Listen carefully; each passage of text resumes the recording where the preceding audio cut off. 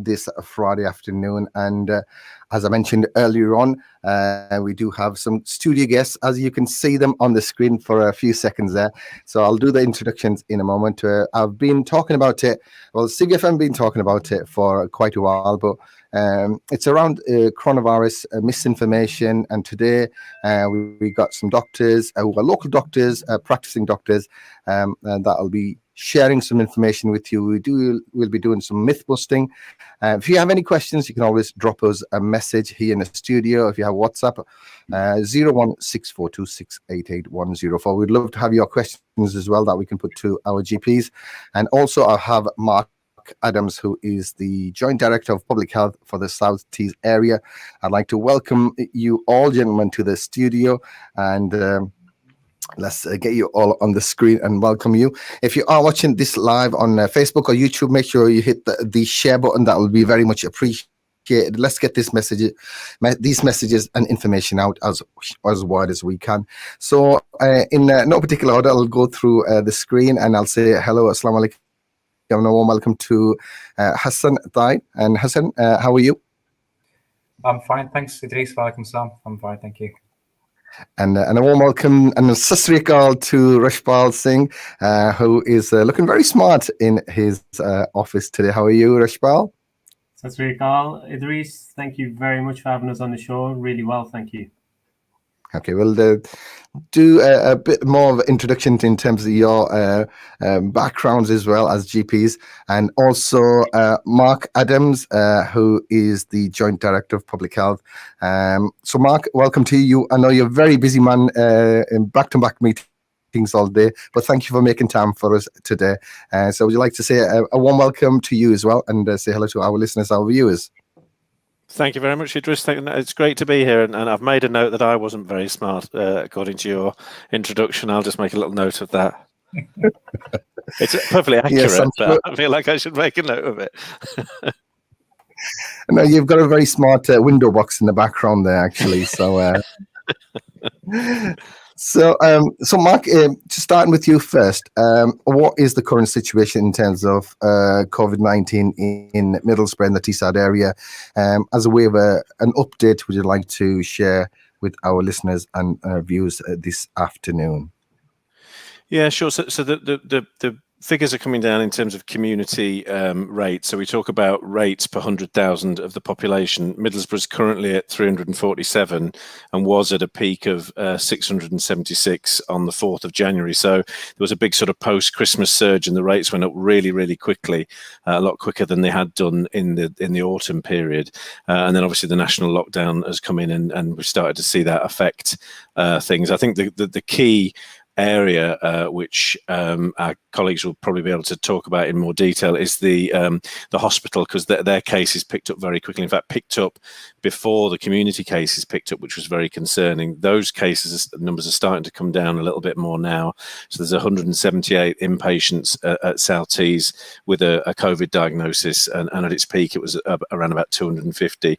So that has a significant effect, because obviously there's people in hospital that are ill with COVID, but also crowds out care for other people that might want to be accessing care. And obviously the message from the NHS is everything's open for people to access care, but there is a limit to the beds that the trust have available. So the more that rate of COVID patients increases, the more difficult it is for the trust to manage routine care. So the sort of non-urgent elective care has been stood down at the moment to make up for that capacity. So our role in the council is a little bit limited to supporting the NHS where we can, and really we're just hoping to see those, or just waiting to see those rates drop, keep the rates in the community and see those drop even lower and keep them as low as we possibly can, so that the hospital can recover and then make good over the summer period. Really, I think that's the critical thing. So I think we saw the effect of the new variant in the Christmas period was highest in Middlesbrough, Wrekin and Cleveland out of the whole of the northeast area, for reasons that we don't really understand why that would be the case. And I think that's why we saw those really high rates of transmission in the community. So rates are high, coming down, and we just need to see them come down even further, really, I think is probably a summary of where we're at, Idrees. Okay, and in terms of the vaccination program, how is the council supporting that, and from a public health point of view? Well, at the moment we're supporting. We work with some primary care networks, the 6 primary care networks across South Tees, and we work with 2 in Redcar very closely and 1 in Middlesbrough quite closely, which is just a kind of as a result of the social prescribing service that we provide to those 2 in Redcar, and some relationships we already had with Central Middlesbrough Primary Care Network, and we've just offered whatever support is required. I think in this next phase we'll have a bigger involvement in trying to ensure that the sort of flat spots where the uptake is lower are picked up with pop-up clinics and the like. I'm not too sure of the process to make those happen yet, but that's where my interest is to make sure that, be it certain communities like the BAME community, for example, or geographical communities, or people with a mental health issue or a learning disability issue, to make sure that the coverage is as good as it possibly can be in those communities. I know we've talked about vaccine disinformation before, Idrees, and making sure that people are clued up as possible of the importance of taking the vaccine to protect themselves and their families.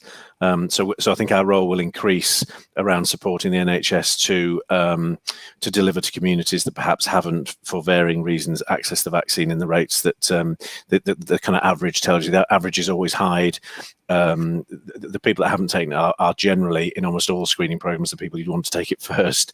So that's what our role will be, in trying to ensure that we get the uptake as high as we possibly can, so that we can keep the communities, all communities, as protected as we possibly can. And the council and your team within public health has been quite proactive in terms of messaging. We've seen bits and pieces in the local media and television as well.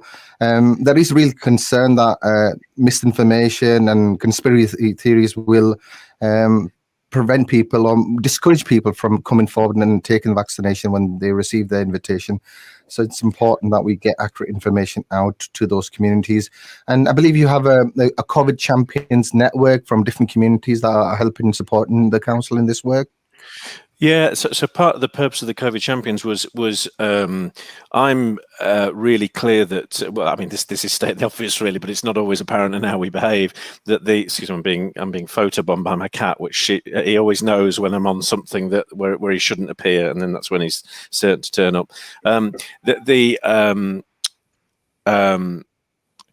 We need to know what's happening in communities and what issues communities have got. So initially the COVID champions were around, and they still are around, understanding what issues there are in community around difficulties about isolating if you're positive or if you're a contact, to understand what families and people can do to keep themselves and their families and their communities safe, what social distancing means, what the kind of hygiene measures that people in communities might want to take. But equally importantly, it wasn't just about messages out.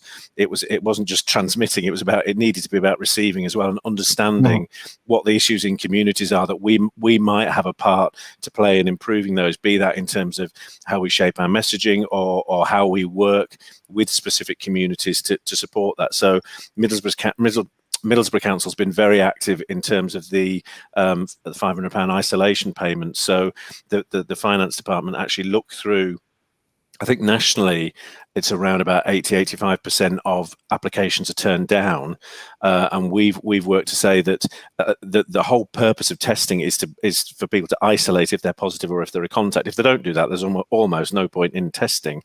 And we knew that one of the principal reasons why people might not isolate is because it was financially very difficult for them to do that, because it might mean that they couldn't afford to feed the family and all that sort of stuff. So that's obviously critically important for people to do the right thing. And Middlesbrough Council continually go through looking at the people that have been turned down through the national criteria, and we've got flexibility to apply local criteria and keep finessing them to make sure that we can increase the uptake that we've got. And I think the last figures I saw, it was around about 30% of applications were approved, which is about double those in other areas. So we're doing everything we possibly can to ensure that the barriers to isolation are removed where we can, and I guess there's things like working with people that live in houses of multiple occupation where you've got more contact points and it's harder to isolate because there's shared facilities, shared bathrooms, or even buildings where there's a common lift and multiple touch points. How do we work to ensure that people in those settings can be as safe as people in other settings? So it's the whole approach is really to try to focus our efforts on those people that might find it more difficult to do the right thing, not because they don't want to do the right thing, but because of other factors outside of their control. That's great. I want to bring Dr. Hassan into the conversation and looking at it from a community perspective.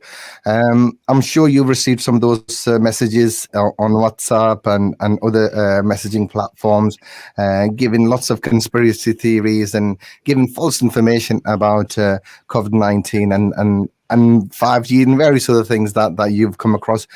What can you do to ensure that we get accurate information to our communities, Dr. Tahir? I mean, that's one of the main reasons why we're coming on shows like this, Idrees, and making sure we try to counteract a lot of the theories that people have got. And what we find is, like with any news, bad news spreads quicker than good news, and some of these theories spread like wildfire on social media. It's really important that our community have got access to people that have got accurate information and that they're able to ask us questions that we can give them the right answers. So that's what we're here to do, hopefully. So, Rashpal, it was yourself that approached the BAME network and suggested that we have this particular program. In fact, I did have Dr. Iftihar Lorin this morning as well. I did a short interview with him about his experience because he was as a GP. He got COVID last year and he was quite ill. So he shared his experience, and obviously, thankfully he's a lot better now and he's out working and vaccinating. So it's great to see that people from the medical profession are proactive and want to get the messaging out to our communities. So what's your take on this, Rashpal? Yeah, so first of all, thanks a lot for having us on the show, Idrees, and really at short notice. I'm a GP in Middlesbrough and Hassan is a GP over in Billingham. And both of us have been involved in the rollout of the COVID vaccine. And we're really passionate about our community's health. And one of the things we've noticed is that the uptake from our community has been lower than what it is in others. So we want to make sure that what we can do is help our community to access and understand the information around the coronavirus vaccine and hopefully help to dispel some myths. And it's really important at this present moment in time that access to health professionals is at a potential all-time low. Both me and Hassan, we have patients who come into our surgeries who might speak to us in Punjabi or Urdu. And I think at the moment, they're finding it very difficult to access some help in order to ask some questions. So we thought, what better way would it be for us to get out there, go to the community and talk about this on the radio? So we first of all wanted to explore the question why this is really important for the BME community. And Hassan's going to answer that question. Yeah, thanks, Rashpal. Yeah, so we know that the rates of death for people who suffer COVID-19 are much higher in people from the BME community, and the Office of National Statistics, when they've looked at this, every single ethnicity is got higher rates of death in it compared to the white community, and there's a couple of different reasons for this. Initially, it's to do with the health conditions that a lot of people in our community have got in terms of heart disease, diabetes, obesity. They have a big impact, but also in ethnic minorities, there are high levels of deprivation and other socioeconomic factors as well. And these all contribute towards the increased rates of death that we're seeing when we compare that to white population in all age groups, and both in males and in females. The statistics count death as from the statistics, but what people fail to realize is the long-term effects of COVID. That even if you recover from it, how it can affect people. And you mentioned Dr. Lunn, the long-term effects that people get even after they recover. And Rashpal, do you want to add something more about that? Yeah. So the whole rhetoric. Sorry, Rashpal, you heard the term long COVID. Just can you explain that as part of your answer as well? Because that's something, a comment that's come on Facebook as well. Yeah, so we've spoken a lot about mortality, and that's the message that generally comes across as mortality. But one of the things we don't talk about is morbidity, and that's the impact that a disease can have on you long term. And we call this long COVID. And these are the longer term symptoms that we're seeing in patients. And this is something we haven't spoken about, and it's quite unfortunate. And some of the common symptoms that people are getting is, particularly, they're getting very fatigued, which means extreme tiredness. They're also suffering with long-term chest issues. So that can lead to shortness of breath, inability to exercise as usual, and a chronic cough. Some patients are also suffering with aches and pains and joint pains for a long period of time. And in some patients, it can even affect their thinking and concentration. And that's a term which we call brain fog. So it certainly has potential for long-term symptoms, and that's what we call long COVID. Now, we wanted to talk about the vaccine, and in the time we have, we really wanted to dispel some myths. So I'm going to ask Hassan to talk about the effectiveness of the vaccine. So how effective is the vaccine, Hassan? So the two vaccines we're going to talk about is the first one that was authorized, which was the Pfizer vaccine, Pfizer-BioNTech, and the second one, which is the AstraZeneca, or what people often refer to as the Oxford vaccine.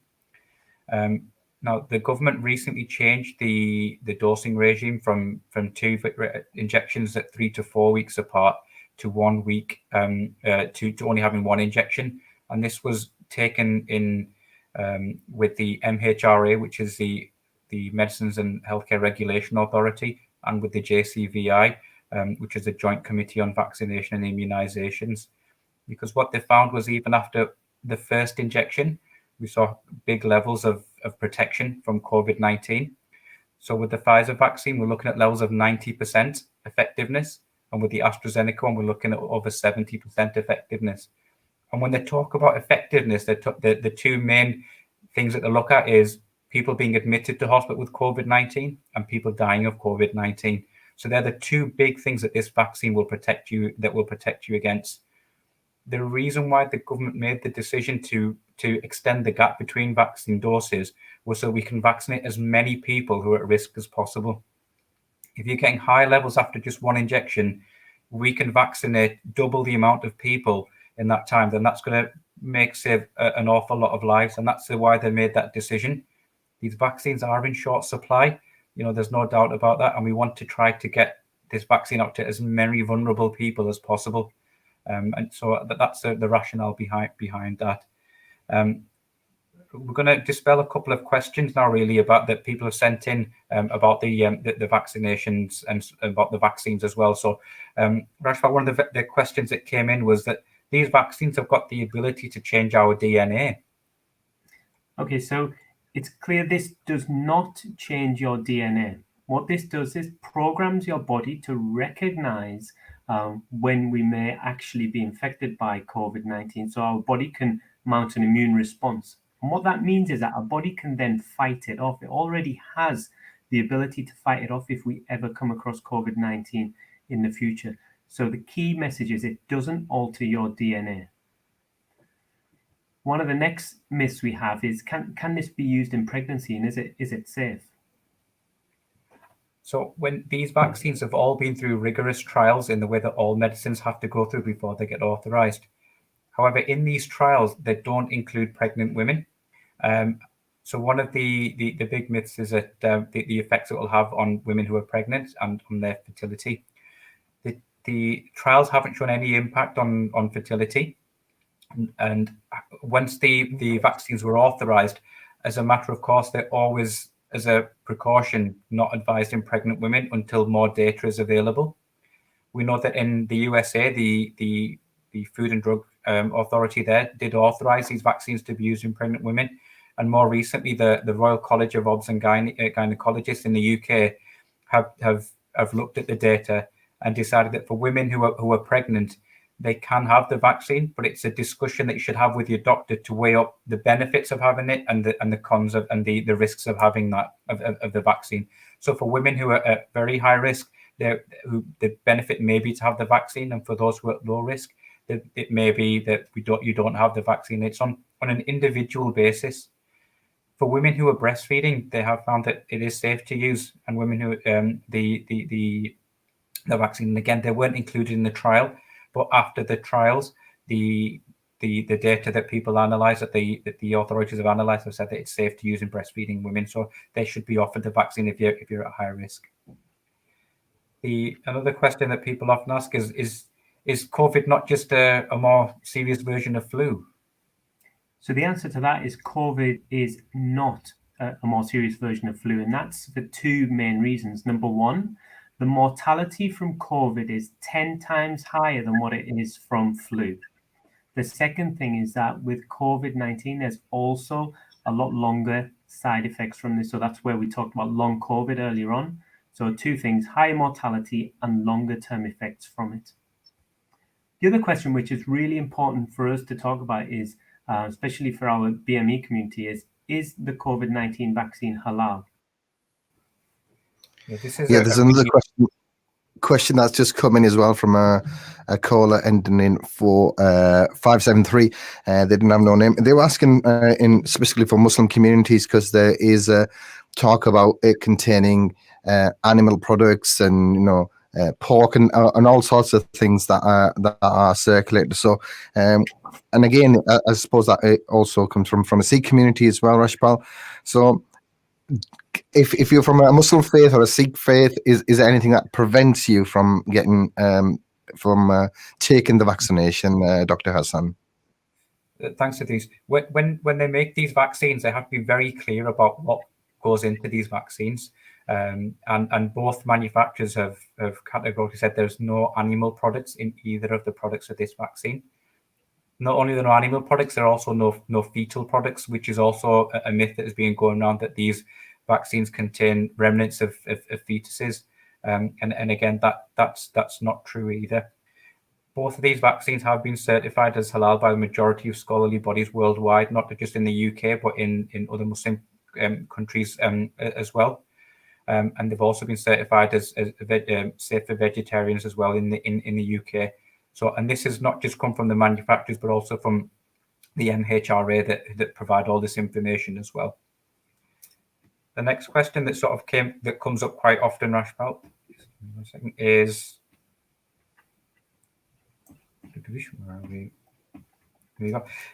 the deaths from COVID-19 have been hugely exaggerated by the government and the authorities.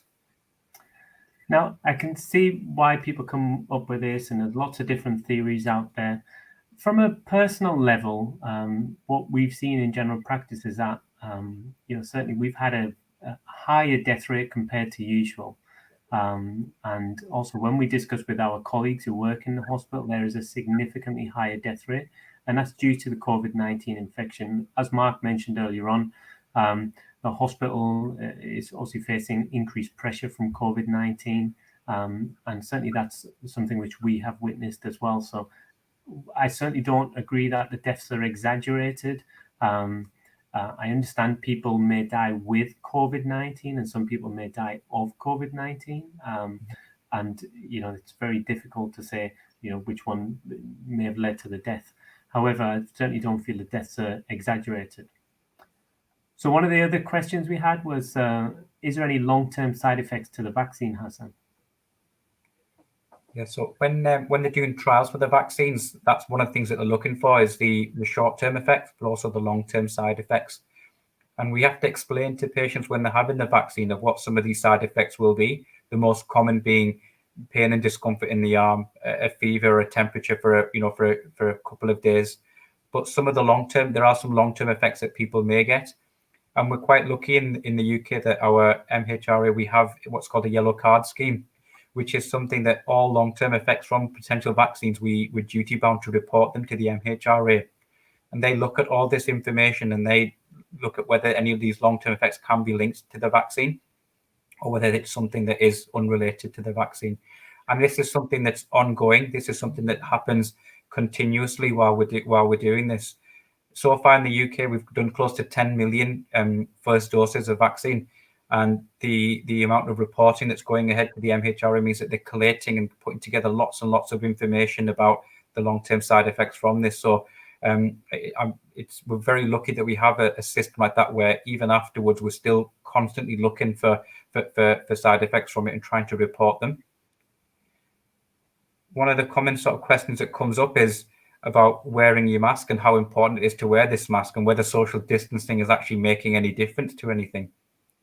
Yeah, so a really important question. Two important things to remember. Wearing a mask protects us, and it also protects the next person as well. You know, if somebody does have COVID-19, if they are wearing a mask, the chance of transmission is reduced. Now, there's all sorts of discussions about different masks, and we won't go into that. However, it's really important that we do wear a mask to protect ourselves and protect the other person as well.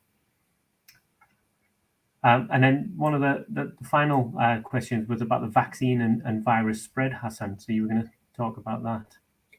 Yeah, so the vaccination in the trials, what they looked at was how the effectiveness, as we explained before, is it stopping people from getting really severe COVID-19 or dying? And the vaccine has shown to be really effective in stopping people from getting those end results, that they're dying and from getting really severe COVID-19. However, what wasn't clear is how effective it is at stopping the virus from spreading. The reason why that's important is because even if you've had the vaccine, you can still pass this virus on to people that are vulnerable and haven't had the vaccine. And if you pass it on to someone who hasn't had the vaccine, they're at risk of getting COVID-19 and at risk of dying as well. So just by having the vaccine doesn't mean you should let your guard down. It doesn't mean you shouldn't follow the guidance that is in place about social distancing and wearing your mask, because you could still pass this virus on without knowing. So that's really, really important, that this vaccine, although it could save your life, isn't a shield of armor that you can wear around and ignore all the advice that's going on. It's really important that we think about the wider public, and we think about our loved ones, and think about the risks that we're putting them at if we don't follow these rules. So whilst we've been on now, we've had some comments, and I'd like to add some of those comments here on the screen. Naheem Benares has just commented, and he said, thank you for sharing this valuable information and guidance. Thank you for your comment, Naheem. I've had a message on WhatsApp, and this is from Sophia.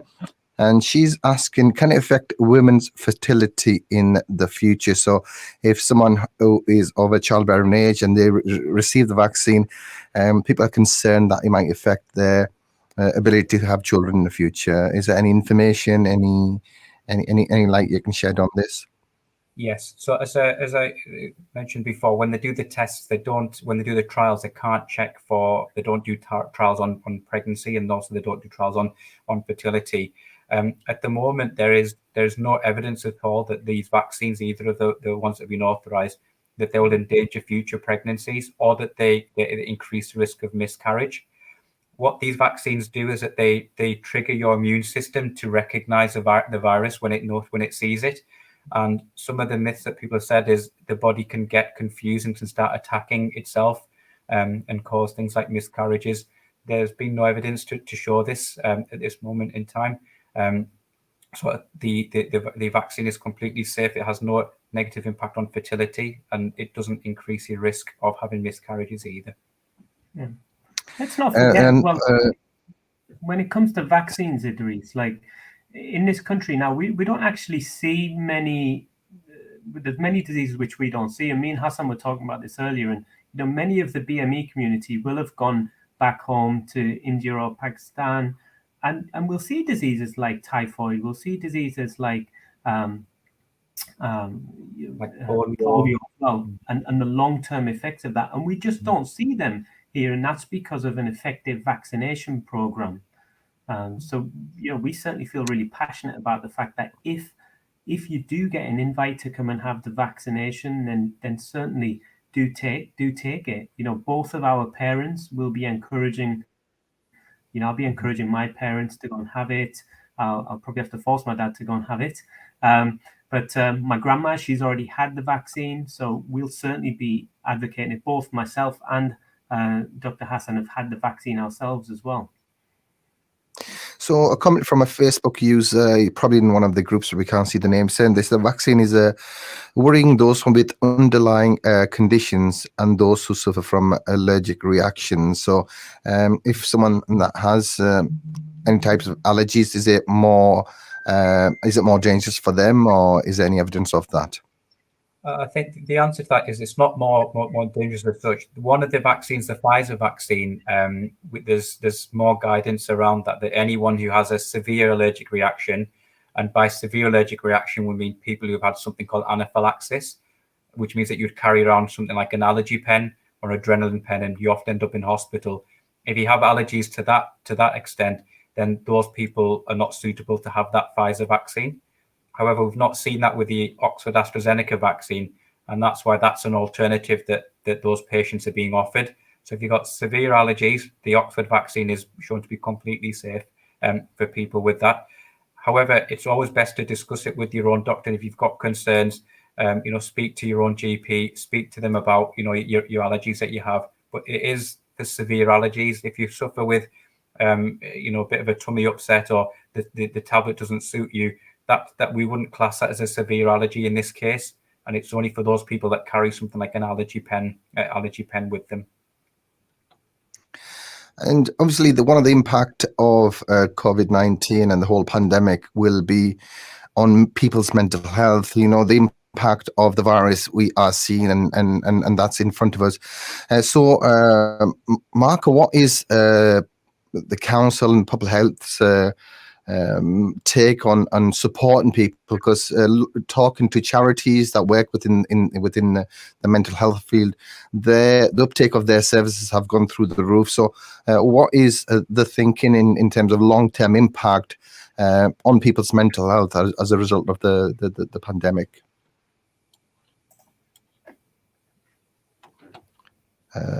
You might have to just unmute you.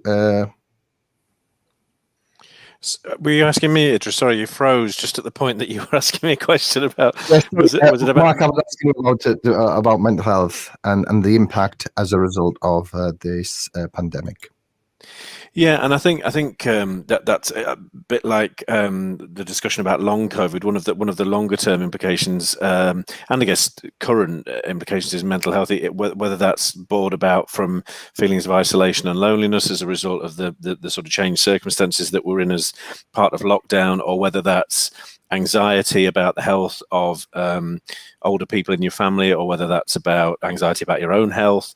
That mental health issue is one of the things that I think we're going to be seeing now and over the following months and years. I was at a launch of the Wellbeing Network yesterday that's looking at how can we connect community organisations to better share best practice, share understanding of the issue. Sorry, I got somebody trying to call me.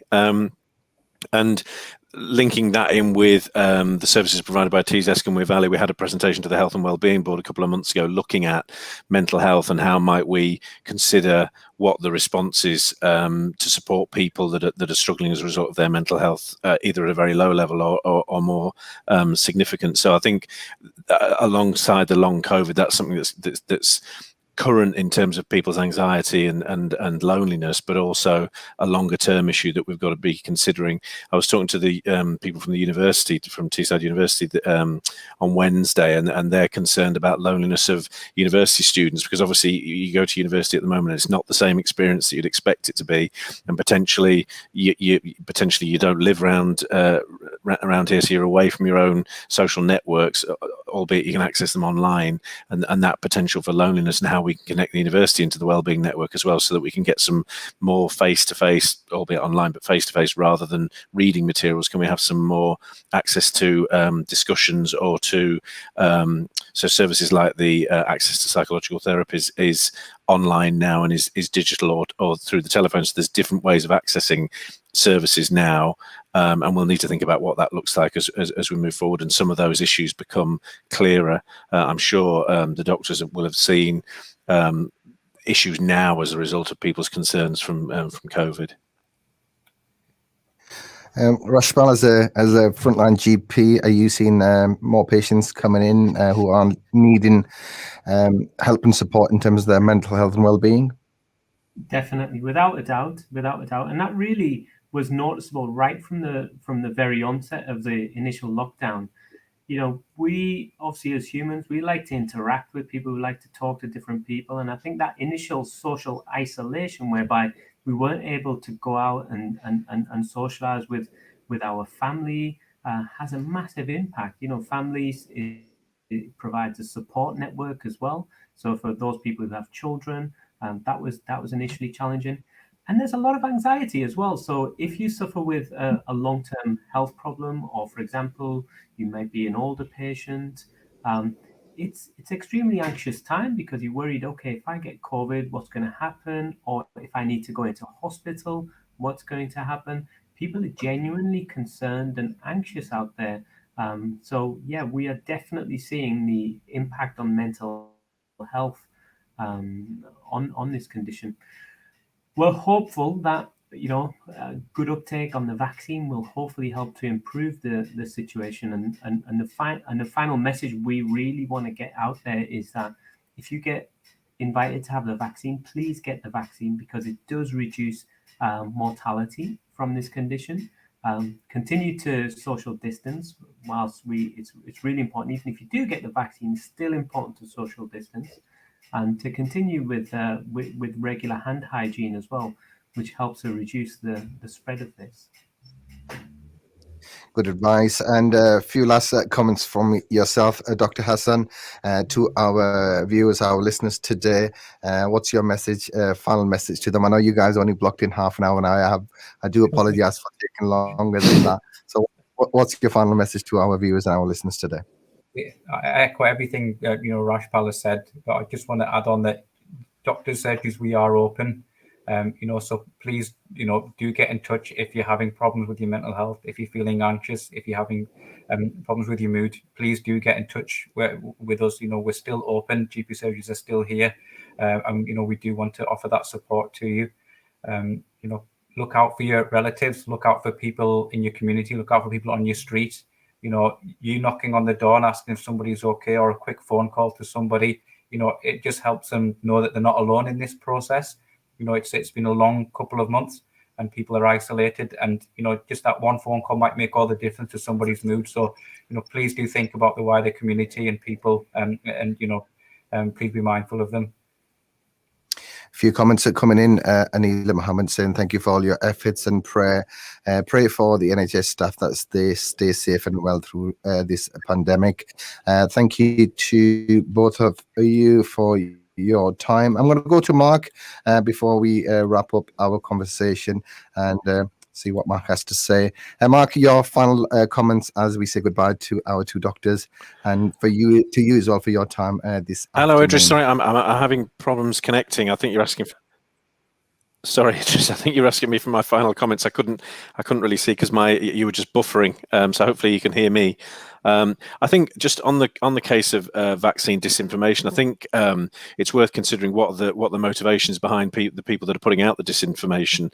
And I would argue that it's certainly not to protect your health or to protect your families or protect your loved ones. It's to cause confusion and cause harm. And we need to listen to people in the community.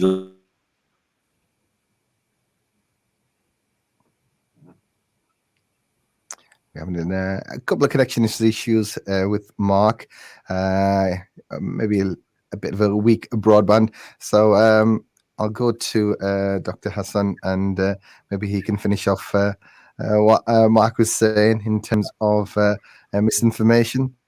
Yeah, I mean, it's so dangerous that the misinformation, and it spreads so quickly. Whenever you see any information, always think about where it's come from.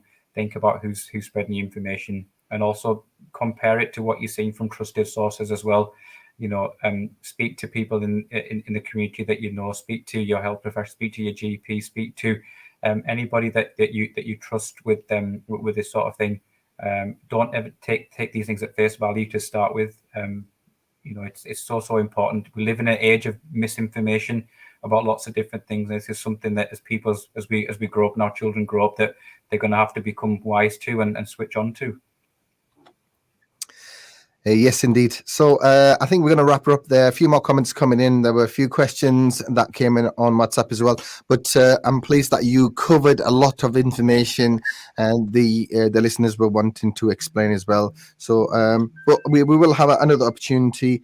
And just Mark saying, do you want me to come back in? I think we are just about done here.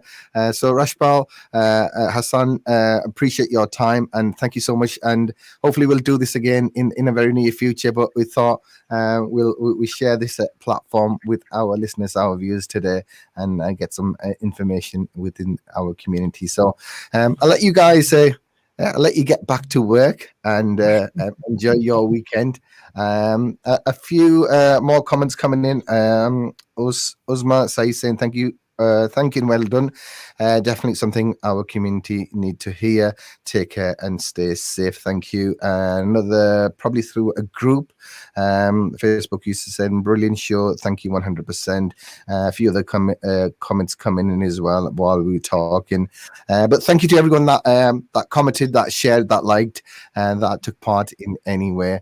Inshallah, we'll be back again with another show very soon.